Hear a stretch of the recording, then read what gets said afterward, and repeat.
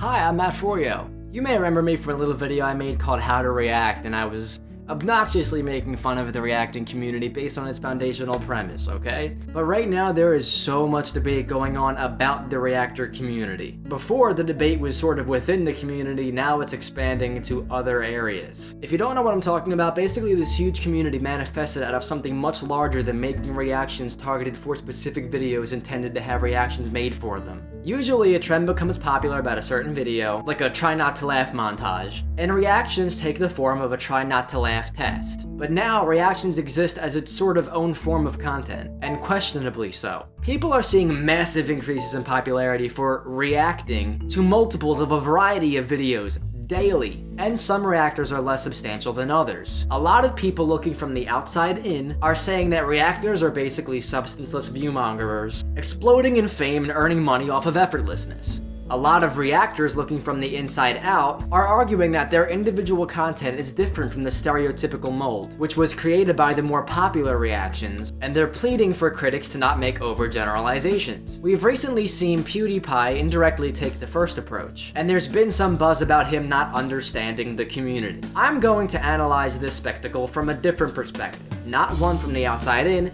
not one from the inside out, but kind of from a middle point because I have connections to both sides. Now, I made a video making fun of reactors. All in good fun, obviously parodying the core nature of their foundational premise, like I said earlier. But in this video, I will give you my real thoughts about the reacting community. No jokes, just straight up thoughts. A reaction to the reacting community. Now, that video that I made allowed me to interact both directly and indirectly with some of these reactors. I spoke to Jinx personally about his channel, and he's a nice guy and all, kind of hard to talk to, but I would never target him specifically about his personal character.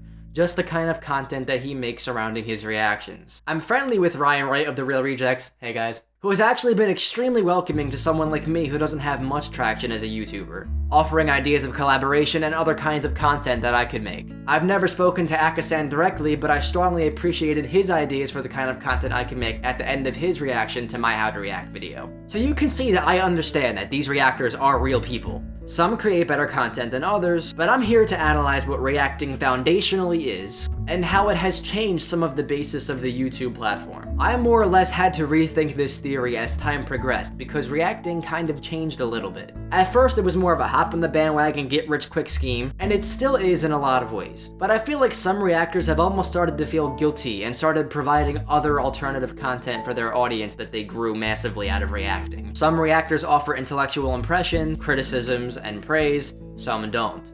So does what I'm going to say apply to everyone? Absolutely not. That being said, I'm going to analyze the aspect of reacting that takes this reward-reaping effortlessness approach and still exists in some places. Before I begin, I want to get one piece of controversy out of the way. What constitutes reaction videos as worthy of being monetized? Does fair use protect the utilization of third-party material if you're making money off of it? I don't know. It's a shaky subject that I can't figure out and I don't know enough about to give you an educated conviction in certain places. So that's out of the way, let's start here. Let's look at this in response to working. Part of the American dream is that hard work equals prosperity, right? Let's make a distinct classification of reactors in regard to the YouTube community and where they stand. People cannot assume things based on popular opinion or word of mouth. Research must be done and analysis must be performed before you can make any type of assumption. And this applies to everything. There are 3 groups that I'm going to break this community down into. This is not based on money, class, race, sexual orientation, or anything like that, so get all of that out of your head before you decide to make an arrogant comment. No prejudice is a part of this at all. This is solely based on what people offer,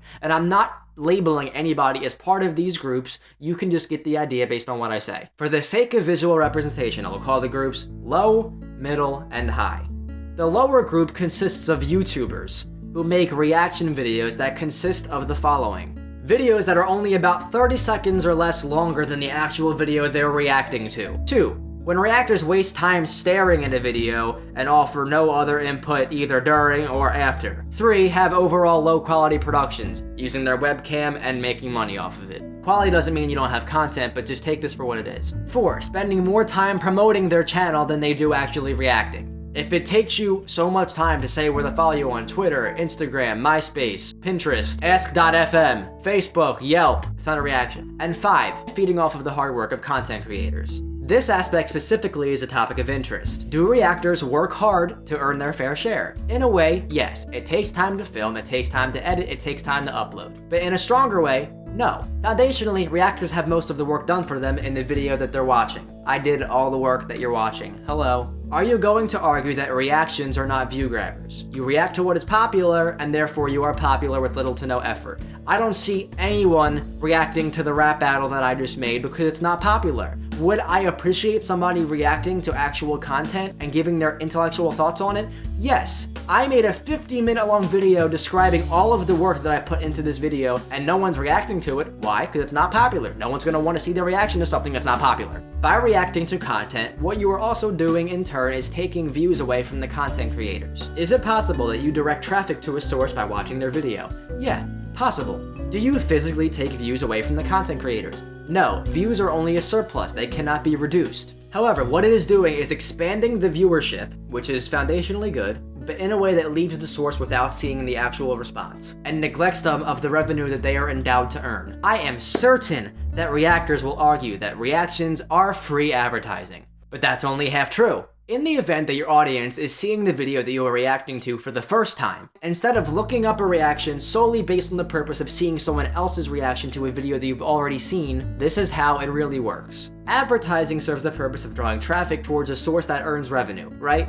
You are not advertising if your audience gets to watch the entire video in your reaction. Who needs to locate and watch the original video when they can watch the entire thing in your reaction? Now, I'm not just saying this out of a biased perspective. I'm not saying it out of what I think. I'm going to give you hardcore evidence right now. When I made my parody video, How to React, The Real Rejects got over 31,000 views on their reaction to it. Currently, today, the video that they reacted to that I made has 1,600 views. YouTube can credit the Real Rejects video trafficking only roughly 186 of those views directly to me, with an average view time of 46 seconds. Is it possible that people looked me up after seeing the Real Rejects video and didn't go through them directly? Yes. But their reaction has over 19 times the amount of views that my original content has. In this case, the original content, the factor that allows the reaction to exist, has less views than the reaction. Basically, reactions are a dependent entity that is frowned upon because the majority of the work comes from the video they're reacting to and not the reaction. How?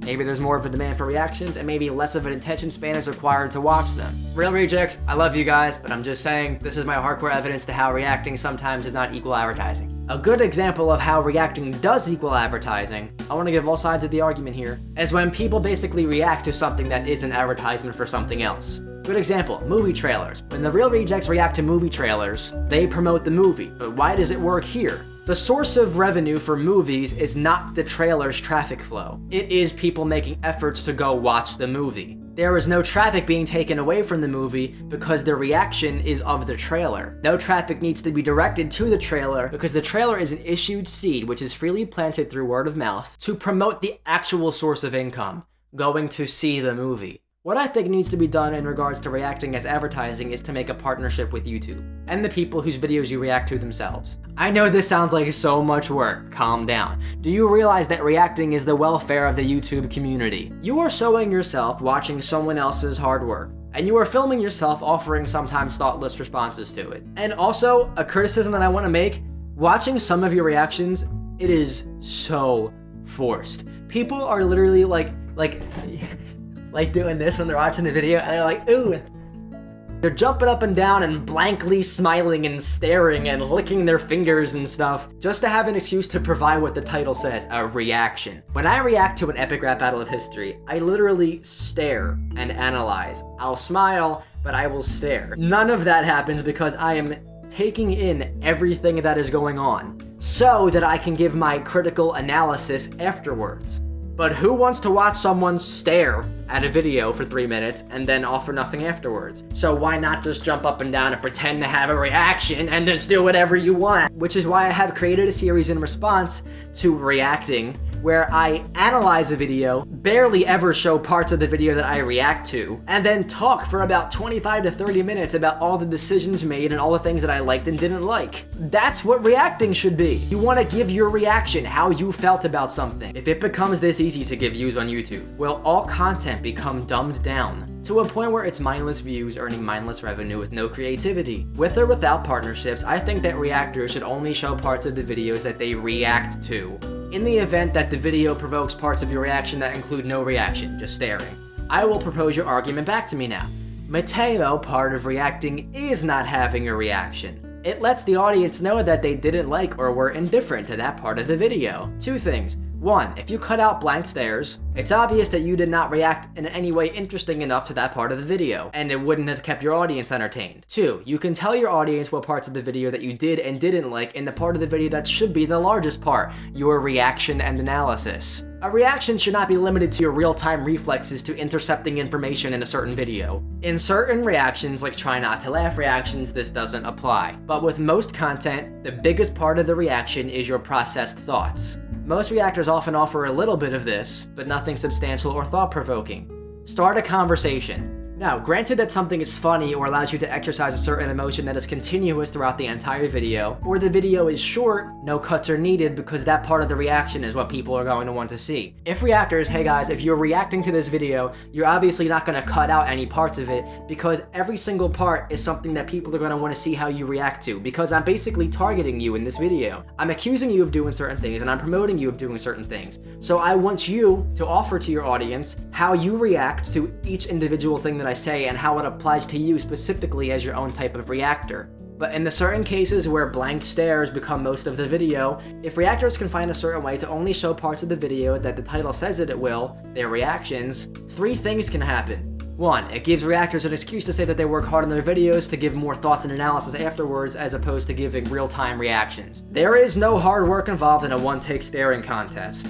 The audience is more engaged and doesn't feel bored left skipping through the video to find the parts that they came there for. And most importantly, the advertising aspect becomes real. If the audience doesn't get to see the whole video, but they want to, sort of like a preview, you can tell them where to find the whole video in the description or in an annotation. But if you give that incentive to go to the original content, to subscribe to them, to stay updated with their videos, you become a very important segue. Instead of viewers, audiences, finding videos here, if they have a certain reactor that they like to watch, they go directly to you. And then instead of having the connection end there, make it so that you can be the middle link to allowing all of these people to grow their audiences. You have a huge power here. Use it well, please. Thank you.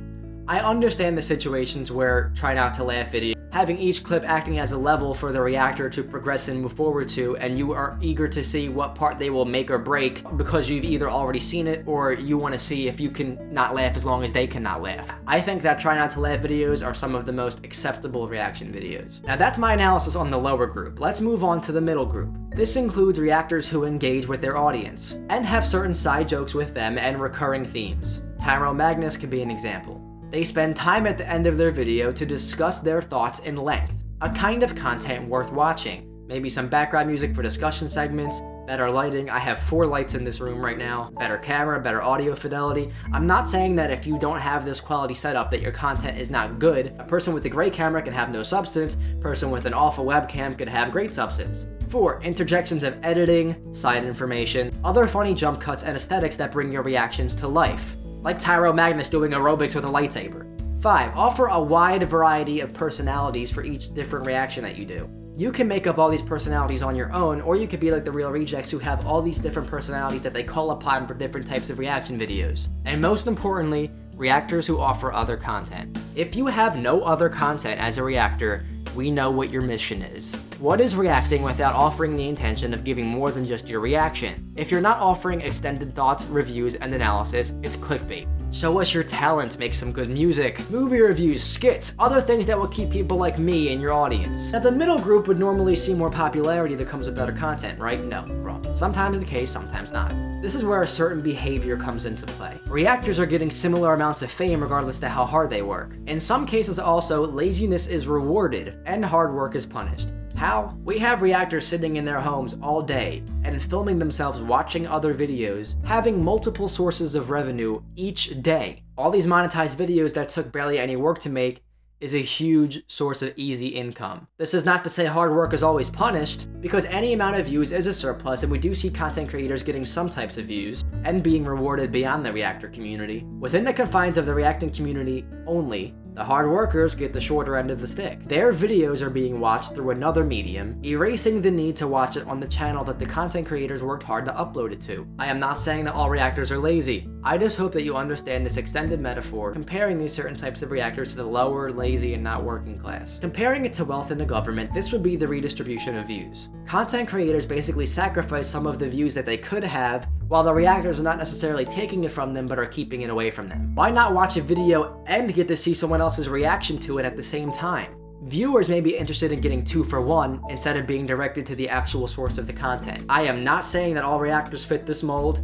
The mold is created by this laziness is rewarded notion, and I have seen many reactors break this mold. They contribute their own ideas into this phenomenon, and I applaud them for doing so. However, the premise, as well as those who would rather remain in the mold and reap the benefits of it, still exists. I will go as far as to say all reactors are in the middle group or lower. Why? People who make reaction videos as a sort of alternative content for an already diverse channel are not reactors. They are content creators, which is why I do not consider them reactors. These people work hard to create things that reactors can react to. In the higher group, we have 2 things. Content creators, hardworking script writers, editors, music producers, sound designers, videographers, set designers, budget handlers, or someone who's a combination of them all. Let's look at this in terms of money equals views again. People always say the rich should give their fair share. In the event that the poor are poor and choose to stay poor because of the benefits that they get from being poor, and the rich are rich because they have worked to climb an economic ladder over time, what would you consider a fair share? Is it fair for hard work to feed no work with the theoretical views that are going to reactors that the real content creators have earned? Let's be real. Think for a second. I'm a content creator. I work for weeks, months to get one video finished. It can take me up to a year to see one idea come to fruition. And when it does, I can maybe expect a couple thousand views. Only in the event of a freak popularity spike, due to the title I chose, did one of my videos achieve a massive amount of views. But this video that has a massive amount of views almost has an even like to dislike ratio. Why? What about it is worth disliking? I have recently made 2 rap battles, and while the other one is massively liked and had a good response to it, it has an underwhelming amount of views compared to the views that reactors get daily. We have reactors, people who participate in several monetized videos each day, that require no talent other than looking and laughing a little, getting hundreds of thousands and even millions of views. And I appreciate seeing people like Jinx trying to offer some other content on his other channel, but when I search epic rap battles, ERB, and Jinx is on the first page, just to see that people would rather watch something that exists as a result of another video existing diminishes my hope for mankind. It is not hard to understand my frustration, and others' frustrations, with a community that rewards dumb luck and effortlessness while punishing those like me who are slowly building an audience, with original content that is really tough to draw attention to. But when you have reaction to a video that is already popular, you don't need to push for your video to get views. It comes naturally. Right now I have about almost 2,500 subscribers. People like Jinx have over 600,000 subscribers. About 50 of my subscribers regularly comment on my videos and tell me how much they appreciate it, and that is a great feeling, and that's what pushes me onward. I can't imagine what it's like to pioneer a regime of hundreds of thousands of viewers just by filming yourself being one of them. I don't want to tread water into the aspect of reactions being a shelter for lonely people so that they can feel like they're watching the video with someone else, or how reactions brighten people's days. I know Jinx said this, and it only applies to reactions that provoke an intended certain amount of overexcitedness that people will feel joy in watching. I understand that. There's no criticism there. But this more or less exists as a side effect to the much larger problem that we have as reactions becoming their own sort of content. So, as your new dictator of the reacting community, here are all the rules that none of you will follow. 1. Make reacting about your reactions, not the videos that you're reacting to. 2. Blank faces and thought spaces are dead air. Get rid of them. Give what you're thinking about instead of what maybe looks like you're thinking.